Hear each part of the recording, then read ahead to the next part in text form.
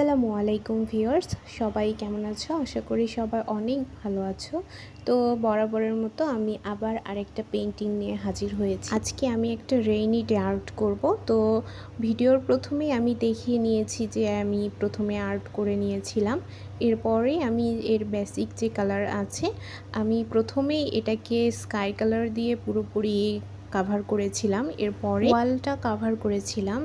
প্রথমে blue colour হালকা করে নিয়ে আমি এটা কাভার করেছি এবং পরবর্তীতে এর উপরে ব্ল্যাক কালার দিয়ে পুরোটাই কমপ্লিট করেছি, যেন পুরোটাই বোঝা যায়, শ্যাডো রিফ্লেকশন হয়। আমরা প্রতিদিন নতুন কিছু শিখে থাকি, তাই না? তো প্রতিদিন যে কাজগুলো আমরা করি সেই কাজগুলোর মাধ্যমে আমরা কিন্তু জীবনকে উপলব্ধি করতে পারি যে কোনটা ভুল, কোনটা ঠিক, কোনটা করা যাবে, কোনটা করা যাবে না। যদি একটুখানি মন খারাপও হয়ে থাকে, সেগুলোকে আমরা পুরোপুরিভাবে প্রকাশ করতে পারি না অনেক ক্ষেত্রেই।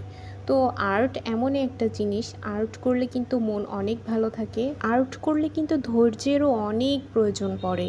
আমাদের এই আর্ট করতে করতে ধৈর্যেরও পরীক্ষা দিতে হয় মাঝে মধ্যে। এক একটা আর্ট মিনিমাম 3 থেকে 4 ঘন্টা করে তো লাগবেই, যদি সেই আর্টটা সুন্দর করে করতে চাই। আবার এমন কিছু আর্ট আছে যেগুলো সব থেকে বেশি সময় লাগে, অনেক সময় লেগে যায় 7 থেকে 8 ঘন্টা। আবার এমনও হয়, অনেক বড় বড় আর্টিস্টরা আছে, তারা একটা পেইন্টিং করতে অনেক দিন সময় নেয়। এতে করে যত ধৈর্য সহকারে আর্টটা কমপ্লিট করা হয়, আর্টটা কিন্তু দেখতে তত ভালো লাগে। ঠিক তেমনই আমাদের প্রতিটা পেইন্টিং ফুলফিল করতে অনেক টাইম লাগে। তো যাই হোক, কথা আর বাড়ালাম না। এই কাজটা প্রায় শেষ। এরপরে যে পিছনের ঘরটা আছে সেটা কাজ শুরু করব।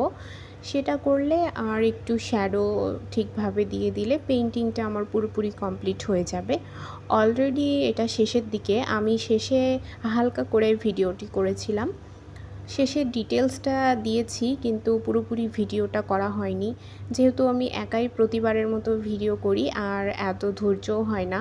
আমি কিন্তু প্রতিটা পেইন্টিংয়েই এক একটা আর্টের বা এক একটা ছবির রেফারেন্স হিসেবে সেই ছবিটিকে ব্যবহার করি। এটাও আমি একটা ছবি থেকে নিয়েছি রেফার হিসেবে। তো যাই হোক, আজকে এই পর্যন্তই। সবাই ভালো থাকো। আল্লাহ হাফেজ।